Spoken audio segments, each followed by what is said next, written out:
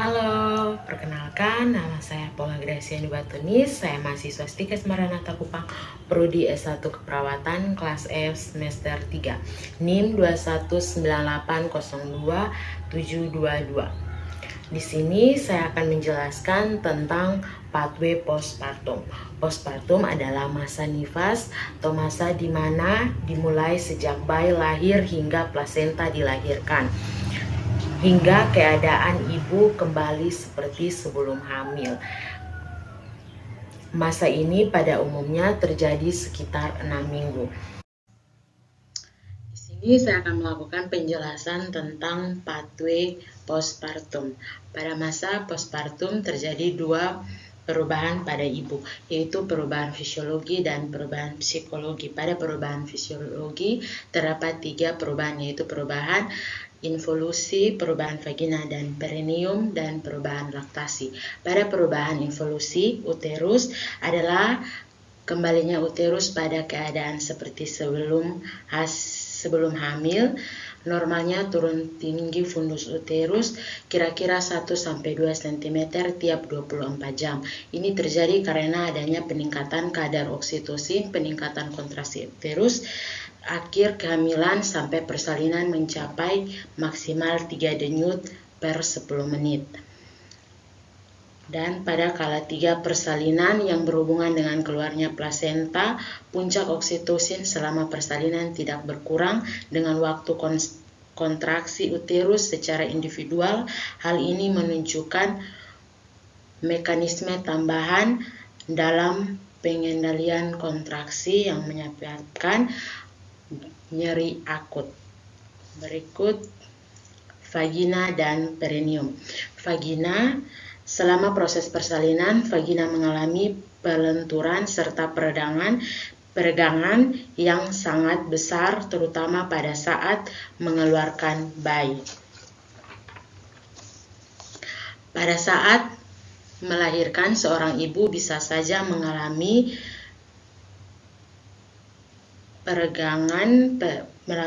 robekan perineum, yaitu robekan area di antara vagina dan lubang anus. Laserasi atau robekan perineum ini terjadi karena vagina tidak meregang atau ketika kepala bayi terlalu besar untuk diregangkan oleh vagina, yang mengakibatkan terjadinya ruptur jaringan perineum. Ketika kita mengalami ruptur jaringan perineum atau robekan pada jaringan perineum, ibu harus memperhatikan personal hygiene. Jika personal hygiene kurang baik, maka akan terjadi genitalia kotor dan mengakibatkan terjadinya resiko infeksi.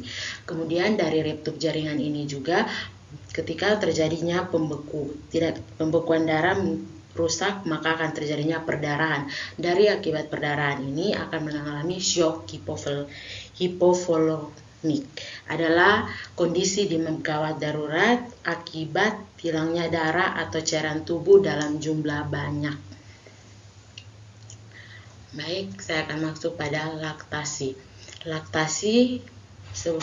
Laktasi adalah proses keseluruhan mulai dari proses menyusui, dari ASI diproduksi sampai proses bayi mengisap dan menelan ASI. Pertama-tama kita akan menentukan struktur dan karakter payudara yang terbagi antara 2, yaitu hormon estrogen dan aliran di payudara dari uterus ke uterus. Yang pertama saya akan menjelaskan tentang hormon estrogen. Hormon estrogen ini dapat menstimulasi sistem saluran ASI untuk membesar tingkat estrogen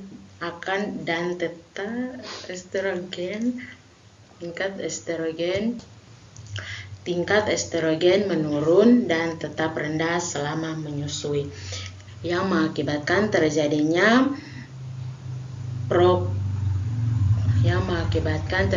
prolaktin meningkat. Prolaktin meningkat atau produksi ASI meningkat yang membentuk ASI. Pembentukan ASI ini bisa saja ASI keluar atau bisa jadi terjadinya penyempitan pada ductus intiferus.